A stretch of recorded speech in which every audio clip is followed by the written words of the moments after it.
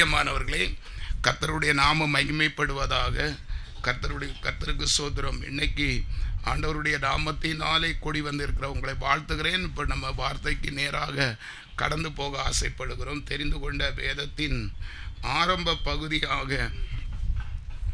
மத்தேயு சுவிசேஷம் 4வது அதிகாரம் அதனுடைய 17வது வசனத்தை முதற்கொண்டு அதன் மூலமாக கர்த்தருடைய வார்த்தையை தியானிக்க ஆசைப்படுகிறேன். அது முதல் இயேசு மனம் திரும்புங்கள், பரலோக ராஜ்யம் சமீபித்து இருக்கிறது என்று பிரசங்கிக்க தொடங்கினார். ஒரு அல்லேலூயா சொல்லுங்க.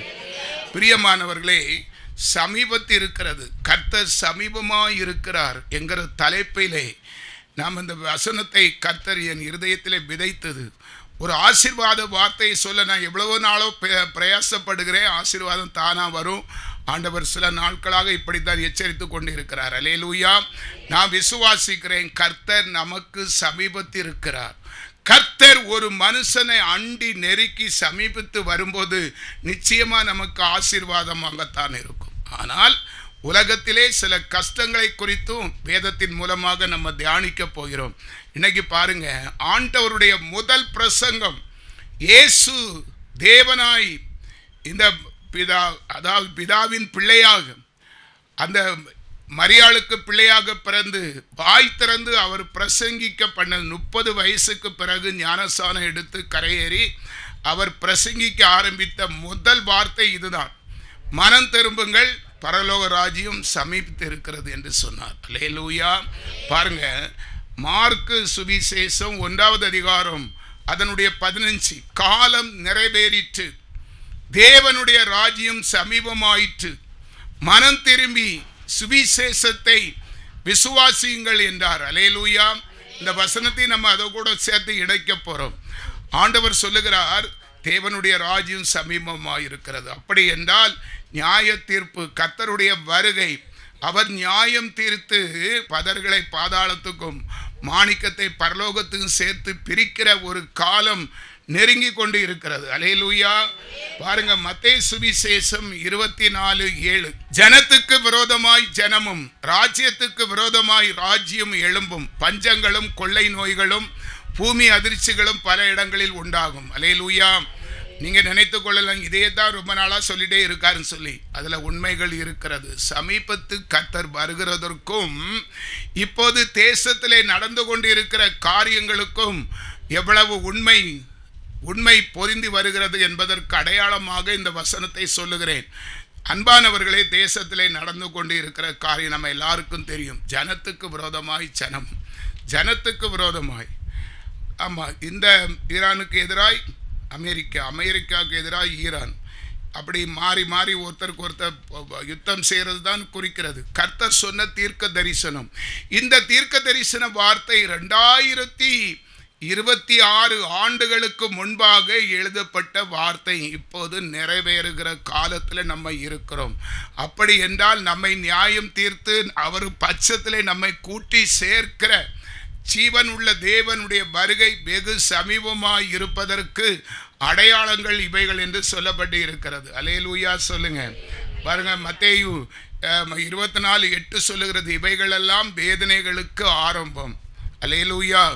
நடந்து இருக்கிற சம்பவம் நமக்கு இன்னும் அதனுடைய எஃபெக்ட், அதனுடைய தாக்கம் என்னதான் வருகிறது. உங்களுக்கு தெரியுமா, கேஸ் சிலிண்டர்லாம் இப்ப தட்டுப்பாடு ஆகிவிட்டது. இப்பமே ஸ்டாக்கு வைத்திருக்கிறார்கள், பெட்ரோல் நிறைய ஸ்டாக்கு வைத்திருக்கிறார்கள்.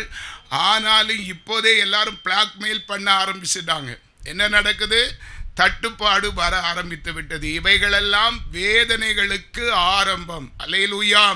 நடுத்தரவாதிகளுக்கு, அன்றாடும் வேலை செய்து நிம்மதியாய் காலம் கடத்தினவர்களுக்கு வேதனை ஆரம்பம் என்று சொல்லப்பட்டு இருக்கிறது. அல்லேலூயா. இன்னும் நம்ம வேதத்திலே பார்ப்போம் என்று சொன்னால், அல்லேலூயா, எசேக்கியேல் தீர்க்கதரிசி புஸ்தகம் 7வது அதிகாரம் அதனுடைய 5வது வசனத்தை கவனிங்க. கர்த்தராகிய ஆண்டவர் சொல்லுகிறது என்னவென்றால், தீங்கு வருகிறது, இதோ ஏகமான தீங்கு வருகிறது.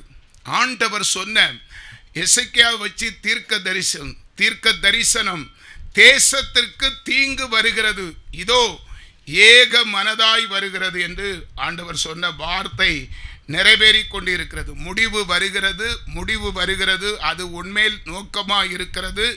இதோ வருகிறது. கர்த்தருடைய எச்சரிப்பின் சத்தம்.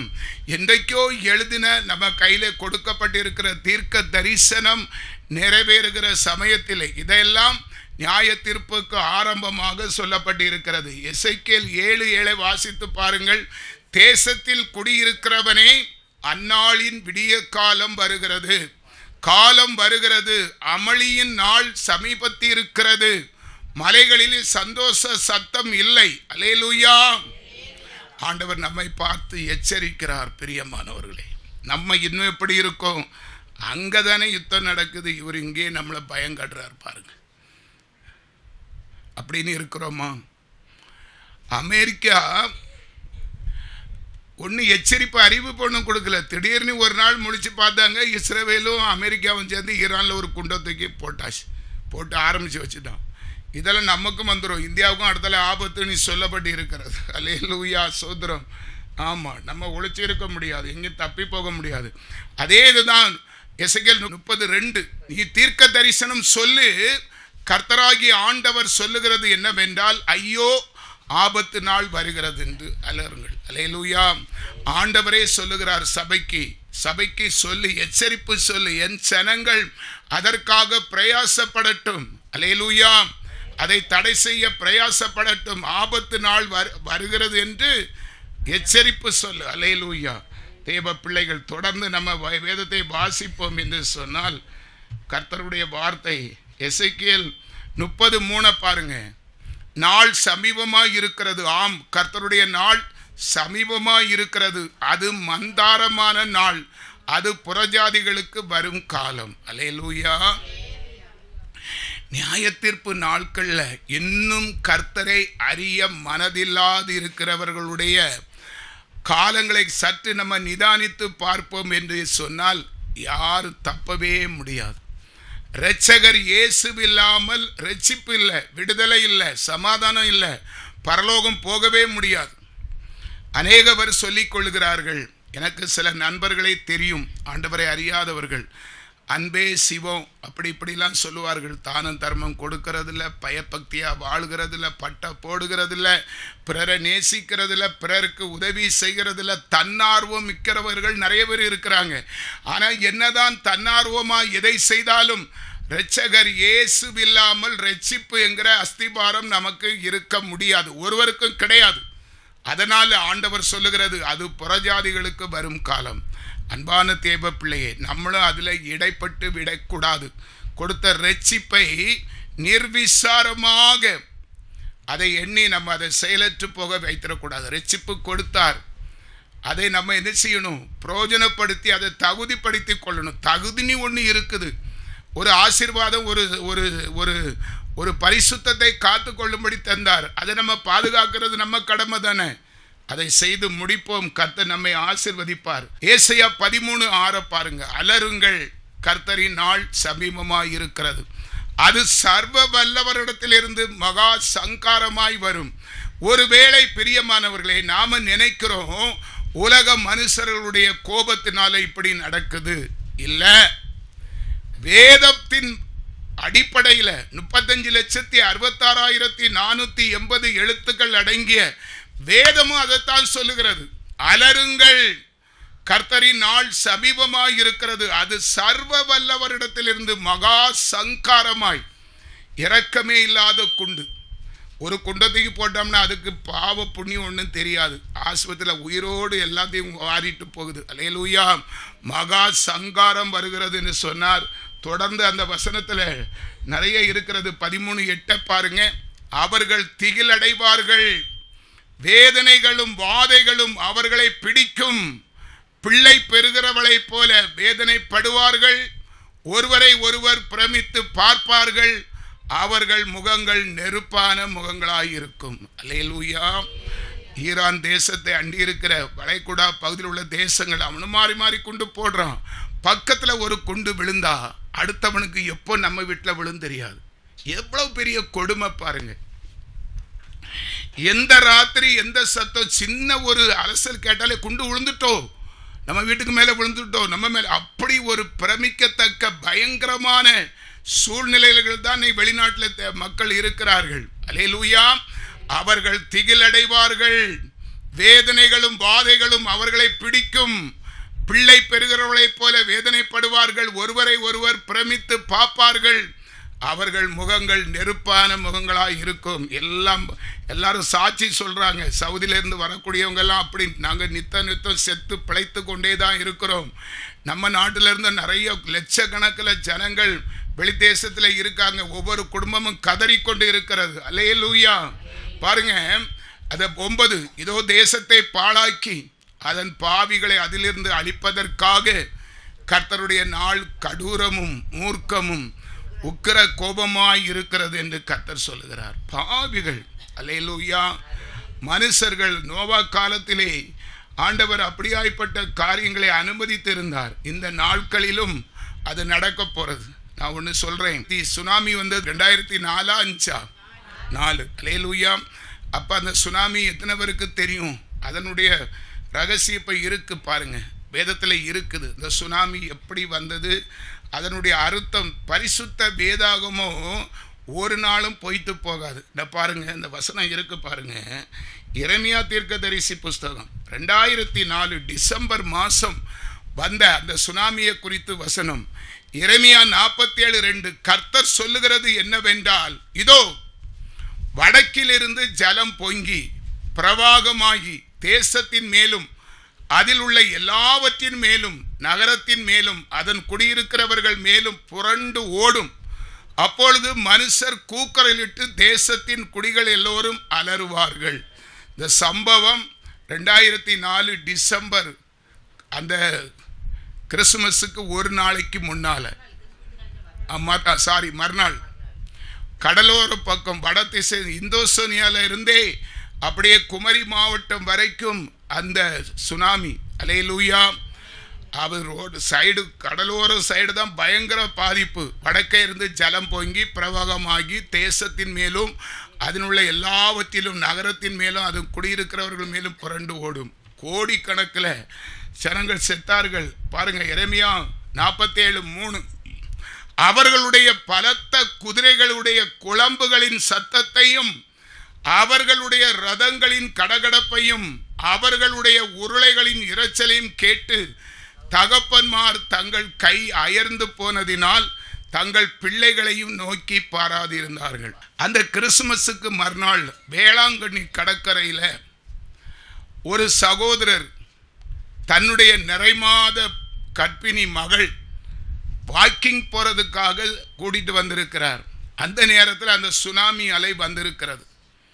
பிரியமானவர்களே, அவரால் தாங்க முடியாது. இனி நிறைமாத கர்ப்பிணி, அந்த மகளுக்கு ஓடவும் முடியாது.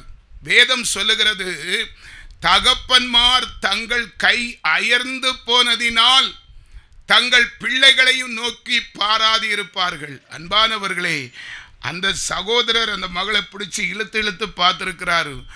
ஆழி பெருவெள்ளம் மலை போல பனைமர உசரத்துக்கு அந்த தண்ணி அப்படி எழும்பி வரதை பார்த்து பிள்ளையை விட்டுக்கிட்டு அவர் ஓடினார். அதான் தகப்பன்மார் தங்கள் கை அயர்ந்து போனதினால் தங்கள் பிள்ளைகளையும் நோக்கி பாராதி இருப்பார்கள். வேளாங்கண்ணி கடற்கரையில் நடந்த சம்பவம். ஆனால் அந்த சுனாமி என்ன செய்து தெரியுமா? அந்த கற்பவதியை ஒன்றும் செய்யலை, ஓடினார் பாருங்க, அவரை வாரி சுருட்டி உள்ள கொண்டு போயிட்டு. அல்லேலூயா, சோத்திரம். இது நடந்தது. வேதம் சொல்லுகிறது, அவளுடைய ரதங்களின் கடகடப்பையும் அவர்களுடைய உருளையின் இரைச்சலையும் கேட்டு தகப்பன்மார், அல்லேலூயா, பேப்பர்லாம் போட்டு எல்லாம் அநேக பேருக்கெல்லாம் அது தெரிந்த ஒரு விஷயம். இனி அந்த சுனாமி எப்படி வந்தது, அந்த தண்ணி எப்படி இருந்தது தெரியுமா? கரு கரு கருன்னு. உங்களுக்கு தெரியுமா? நான் என் சகோதரி வீட்டுக்கு அன்னைக்கு போயிருந்தேன். அவளுக்கு கடற்கரை பக்கம். அவள் போன் போட்டு, அண்ணா இங்கே என்ன இல்லாமோ நடக்குது, மக்கள்லாம் செத்து இருக்காங்க, ஓடுறாங்க, பாதி வரை அலை கொண்டு போயிட்டுன்னு சொல்கிறாங்க. நானும் பார்க்க போயிருந்தேன்.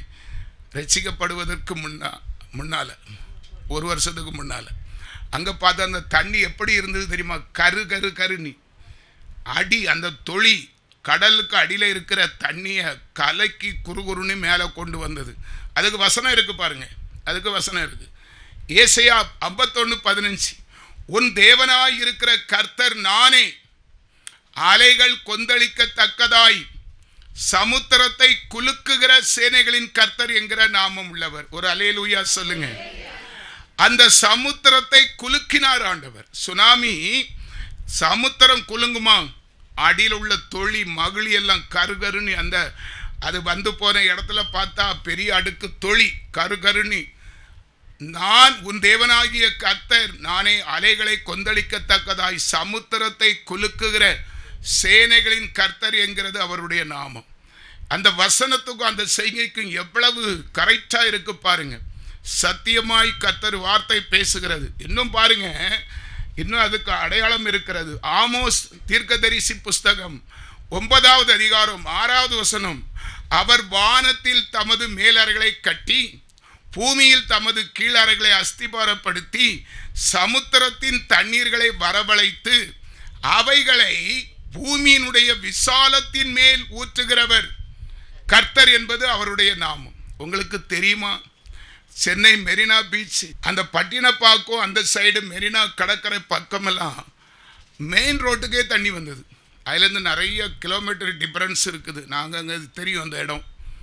நிறைய பேரை வாரிட்டு போயிட்டு இந்த 5 கிராம் இந்த சைடெல்லாம் அப்படி தான் நிறைய பேர் மீன் பிடிக்க போனாங்க. திடீர்னு கடல் உள்வாங்கி இருக்குது. அப்புறம் பார்த்தா பேர் அழியாட்டு மேலே வந்திருக்குது. அந்த வாரி போகும்போது கடல் உள்ள மீன் அவ்வளவும் கரையில் நிறைய பேர் மீன் பறக்க போனாங்க. அவங்களையும் கொண்டு போயிட்டு அல்லேலூயா. வேடிக்கை பார்க்க போனாங்க. தெங்கம்புதூர், புத்தளம், இந்த மாதிரி சைடு புத்தந்துறை, கேசவம் புத்தந்துறை, இப்படியா போயிட்டு எல்லாம் வேடிக்கை பார்க்க போனவங்களும் உள்ளே இழுத்துட்டு போயிட்டு வந்து உள்ளே போயிட்டு அப்படியே உள்ளே வாரிட்டு போயிட்டு அல்லேலூயா. வசனத்தை கவனிங்க. சமுத்திரத்தின் தண்ணீர்களை வரவழைத்து அவைகளை பூமியினுடைய விசாலத்தின் மேல் ஊற்றுகிறவர். மெரினா பீச்சுக்கு எத்தனை பேருக்கு போயிருக்கீங்கன்னு தெரியல. அது அந்த மவுண்ட் ரோட்ல போற ரோட்ல பேசாம கடல் அங்க கிடக்குது. சில கிலோமீட்டருக்கு அந்த பக்கம் அங்க வந்த அந்த சுனாமி அந்த பேரால மவுண்ட் ரோட்ல போயிட்டு இருக்க ஆட்களை வாரிட்டு போயிட்டு. வசனம் அவைகளை பூமியினுடைய விசாலத்தின் மேல் ஊற்றுகிறவர் கர்த்தர் என்பது அவருடைய நாமம். இதெல்லாம் நமக்கு எச்சரிப்பு. 2004 விஷயம் தெரிஞ்ச யாருமே மறக்க மாட்டாங்க. கர்த்தர் வேதத்தின் அடிப்படையில் தான் காரியங்களை செய்து கொண்டு இருக்கிறார். அப்படி என்றால் தேவ பிள்ளையே, கர்த்தர் நமக்கு சொல்லுகிற உபதேசமும் வார்த்தையும் நிச்சயமா என்ன செய்யும்? கிரியை செய்யத்தான் செய்யும். பாருங்க, செப்பனியா தீர்க்கதரிசி புஸ்தகம் 1வது அதிகாரம் 14வது வசனம். கர்த்தருடைய பெரிய நாள் சமீபத்தில் இருக்கிறது. இப்போது நம்ம நடந்த சம்பவத்தை வாசித்தோம். எரேமியா, ஏசாயா, ஆமோஸ் அப்படி பார்த்தோம். இப்போ இனி நடக்க போறதை பார்ப்போம். கர்த்தருடைய பெரிய நாள், பெரிய நாள்லாம் நியாயம் தீர்ப்பு நாள் சமீபத்தில் இருக்கிறது. அது கிட்டி சேர்ந்து மிகவும் தீவிரித்து வருகிறது. கர்த்தருடைய நாள் என்கிற சத்தத்துக்கு பராக்கிரமசாலி முதலாய் மனம் கசந்து அலறுவான். அல்லேலூயா சொல்லுங்க. ஒருவராலும் ஒன்றும் செய்ய முடியாது. உறவுகளை நினைச்சு, சொந்தங்களை நினைச்சு, சொத்து ப்ராப்பர்ட்டியை நினைச்சு எல்லாமே போயிடும். இந்த பூமி வெந்துருகி சாம்பலாகும். பாடலாம் சமயம் இல்லை. அல்லேலூயா சொல்லுங்க. அல்லேலூயா. பாருங்க, அதுக்கு அடுத்தால செப்பனியா 1:15 பாருங்க. அந்த நாள் உக்கிரத்தின் நாள், அது இக்கட்டும் இடுக்கமுமான நாள், அது அழிவும் பால் கடிப்புமான நாள், அது இருளும் அந்தகாரமான நாள், அது மப்பும் மந்தாரமான நாள். இவையெல்லாம் நடப்பது நிச்சயம். நாம அதன் விளிம்பில் இருக்கிறோம். சரி, நீங்க சொல்லலாம், இந்த பூமி வெந்துருகி போகும், வானத்திலிருந்து அக்கினியை போடுவேன் என்று புதிய ஏற்பாட்டில் ஆண்டவர் சொல்லியிருக்கிறார். அதுதாங்க கண்டம் விட்டு கண்டம் பாய்கிற அந்த ராக்கெட் ஏவுகணை கண்டம் விட்டு கண்டம் பாகிறது. 20 சில கிலோமீட்டர் தூரம் இந்த தேசத்திலிருந்து அடுத்து, அதான் வானத்திலிருந்து அக்கினி. அப்படித்தான் அர்த்தம். அப்படிதான் அது முடியுது. இப்போ என்ன இல்லாமல் கண்டுபிடிச்சிருக்காங்க. கப்பலை நீர்மூழ்கி கப்பல்லே போய் குண்டு தூக்கி போட்டுறானு, கப்பல் தானா தீ பிடிச்சி எரியுது. அல்லேலூயா. ஒருத்தரையும் கண்ட்ரோல் பண்ண முடியாத நிலையிலே நாம் இருக்கிறோம். அருமையான தேவ பிள்ளையே, இப்படி ஆண்டவருடைய வருகை சமீபம். இது ஒரு எச்சரிப்பின் நாள். ஆனால் வேதம் சொல்லுகிறது பயப்படாதீர்கள் என்று சொல்லுகிறார். நிறைய பேருக்கு ஒரு இவன் என்ன இப்படியெல்லாம் பேசுகிறான் அன்னைக்கு, அல்லேலூயா. இதான் இவன் கூட்டத்துக்கு வரக்கூடாது. நம்மளை கிளி உண்டாகி நல்ல ஒரு சமாதானமாக இருக்கணும்னு பார்த்தா இங்கே வந்து குழப்பத்தில் உண்டு பண்ணுகிறான் இவன் பாருங்க. அப்படி தானே நிறைய பேருக்கு. ஐயா, நடக்க இருக்கிறதை தடை செய்ய யாராலும் முடியாது. கர்த்தர் உண்டு பண்ணின நாள் அது நிறைவேறும். வானம் பூமி அழிந்து போனாலும் கர்த்தருடைய வார்த்தையின் உறுப்பு அழியாது என்று சொல்லப்பட்டிருக்கிறது. அவர் சொன்ன அனைத்து தீர்க்க தரிசனம் சம்பவிக்க வேண்டியதே. அருமையானவர்களை, தயவு செய்து பாருங்க. இனி இவையெல்லாம் என்ன ஒரு வசனம் இருக்குது, அது மிரட்டுற வசனமாக தான் இருக்கும். யோவேல் 1:15, அந்த நாளின் நிமித்தம் ஐயோ, கர்த்தருடைய நாள் சமீபமாய், அதே தான் சொல்லுது. அது சங்காரம் போல சர்வ வல்லவரிடத்திலிருந்து வருகிறது. சரி, இதுக்கெல்லாம் நம்ம இனி என்ன செய்யணும்? விசுவாச பிள்ளைகள் கவனிங்க, இனி உள்ள வார்த்தைகளை கொஞ்சம் கவனிங்க. எச்சரிப்பின் வார்த்தைகள். அதன்படி செய்தால் உலகமே வெந்துருகி சாம்பலா போனாலும் நம்ம தப்புவிக்கப்படுவோம். எப்படி? கர்த்தருக்குள் வருகையிலே எடுத்துக்கொள்ளப்படுவோம். ஒருவேளை நம்ம இருக்க இடம் போனாலும் நமக்கு ஒரு சேதாரம் வராது. அதற்கும் ஆண்டவர் தப்பி போவதற்கு வழிவாசலை ஆண்டவர் வைத்திருக்கிறார். அல்லேலூயா. யோவேல் 2:12 பாருங்க. ஆதலால் நீங்கள் இப்பொழுதே உபவாசத்தோடும் அழுகையோடும் புலம்பலோடும் உங்கள் முழு இருதயத்தோடும் என்னிடத்தில் திரும்புங்கள் என்று கர்த்தர் சொல்லுகிறார். இனி நம்ம என்ன செய்யணும்? பழைய மனுஷனாய் இருக்கல் ஆகாது. ஆண்டவர் எவ்வளவு எச்சரிப்பை கொடுத்திருக்கிறார். 2004 மறந்து போகல, 12 வருஷம்தான் ஆயிருக்கு. 12 வருஷத்துக்குள்ள நடந்த சம்பவம் அப்படியே வேதத்திலே குறிக்க 22 வருஷம் ஆயிருக்குது. அது நடந்தது திண்ணமானால் இப்போ எச்சரிக்கிற சத்தமும் இதுவும் நடக்கும். இதுவும் உறுதி. அல்லேலூயா. வேதம் ஒருபோதும் பொய் சொல்லாது. அப்போ இதிலிருந்து தப்பி போகிறதற்கு வழியும் செய்வார். தண்டனையிலிருந்து தப்பித்துக் கொள்வதற்கும் கர்த்தர் ஒரு வழிவாசலை வைத்திருக்கிறார். அப்போ நம்ம என்ன செய்யணுமா? இப்பொழுதே, இன்னைக்கே ஒரு தீர்மானம் எடுக்கணும். நாராயண வடிவு தானே சொல்றாரு, அந்த பாஸ்டர் சொல்லல அப்படின்னு இருக்கீங்களா? நிறைய பேருக்கு அப்படியும் இருக்கும். இவர் ஐயா சிவ அரகரான்னு சொன்னவர் தானே, இவர் சொல்லதை வச்சு நம்ம ஒன்றும் பயப்படாண்டாம். அவரு சொல்லல, அவர் அப்படிலாம் யாரை கொண்டு ஆண்டவர் பேசுவார். சரியா? தயவு செய்து, ஆமாம், அவர் ஒரு தடவை தான் பேசுவார். ஆமாம், நீங்கள் நம்ம யாரும் எனக்கு இது தகவல் தரல ஆண்டவரே அப்படின்னு யாரும் சொல்லிவிடக்கூடாதுன்னு தான் ஆண்டவர் இப்போதே சொல்லுகிறார். தயவு செய்து புரிந்து கொள்ளுங்கள். தயவு செய்து எனக்கு சேர்த்து தான் சொல்கிறேன். இன்னும் வேதம் சொல்லுகிறது, உபவாசம் எப்படி இருக்கணுமா? உபவாசம் நம்ம எப்படி இருக்கணும் அதையும் ஆண்டவர் சொல்லுகிறார் பாருங்க.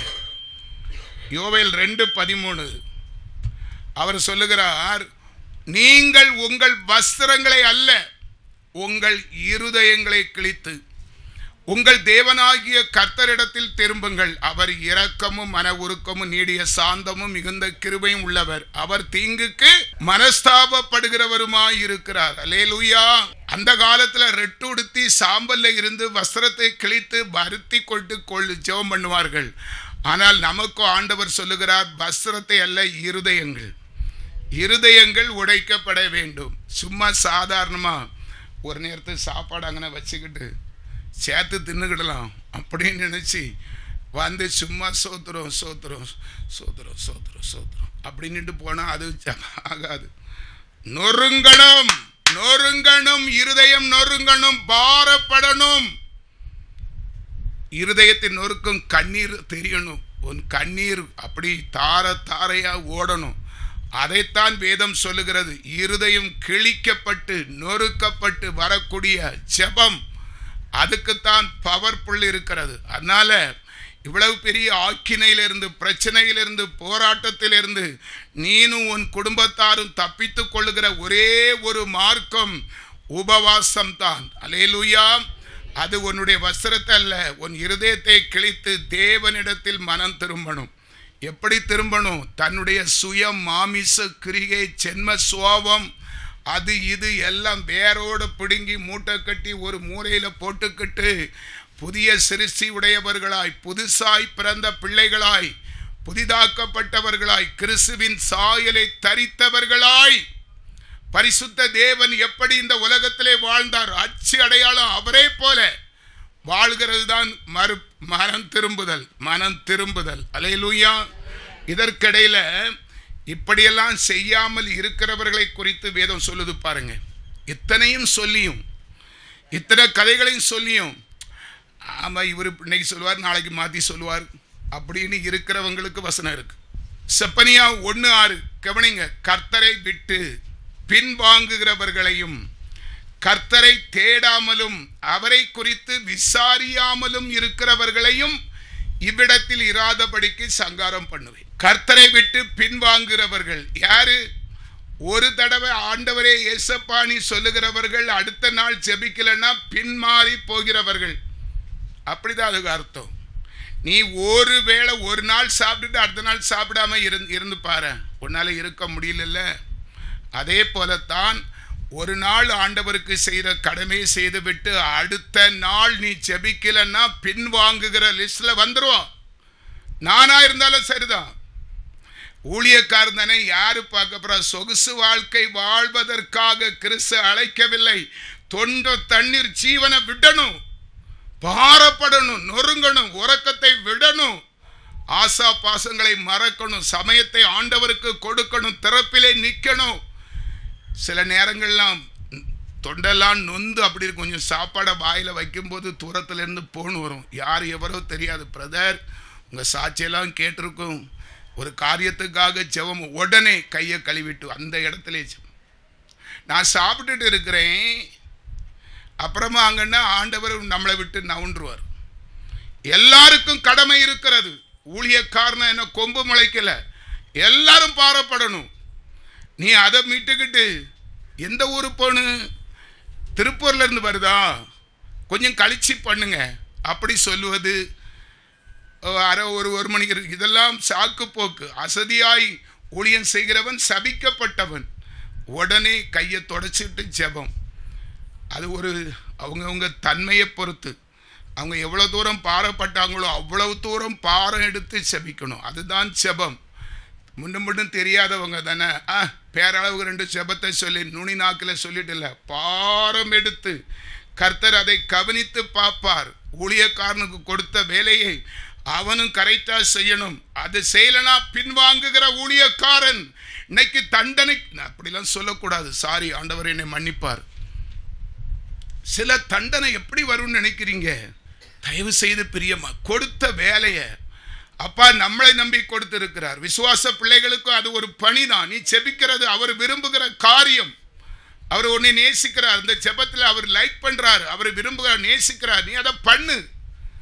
அதுல கஷ்டம் வரது போல பிசாசு சொல்லுவான். தொண்டை வலிக்கும், அது வலிக்கும், பள்ளியோட காலேஜுக்கு போயிட்டு வந்த டயர்ட்னஸ் இருக்கும், பலகினம் இருக்கும், காய்ச்சல் இருக்கும், சளி பிடிச்சிருக்கும். அதெல்லாம் ஒரு பக்கம் இருக்கட்டு. கர்த்தருக்கு நீ செய்யக்கூடிய கடமை, முதல் உரிமை அவருக்கு தான். முதலாவது தேவனுடைய ராஜ்யத்தை நீதியும் தேடணும். எந்த சாக்கு போக்கும் சொல்ல முடியாது. நான் ஊழியக்காரனா இருக்கிறேன், எனக்கு தொண்டை வலி சரியில்லைம்மா அப்புறம் போன் பண்ணுங்கன்னு சொல்ல முடியுமா? போட்டா அது தப்பு, தண்டனை. அல்லேலூயா. பின்வாங்குகிறவர்களையும் கர்த்தரை தேடாமலும் அவரை குறித்து விசாரியாமலும் இருக்கிறவர்களையும் இவ்விடத்தில் இராதபடிக்கு சங்காரம் பண்ணுவேன் என்று வசனம் சொல்லுகிறது. பாருங்க, இன்னும் இருக்கு 2 வசனம். செப்பனியா 1:17 பாருங்க. மனுஷர் கர்த்தருக்கு விரோதமாய் பாவம் செய்தபடியால் அவர்கள் குருடரை போல நடக்கும்படி நான் அவர்களை வருத்தப்படுத்துவேன். ஆண்டவர் சொல்ற வார்த்தை தாங்க. மனுஷர் கர்த்தருக்கு விரோதமாய் பாவம் செய்தபடியால் அவர்கள் குருடரை போல நடக்கும்படி நான் அவர்களை வருத்தப்படுத்துவேன். அவர்கள் இரத்தம் புழுதியை போல சொரியப்படும், அவர்கள் மாம்சம் எருவை போல கிடக்கும்.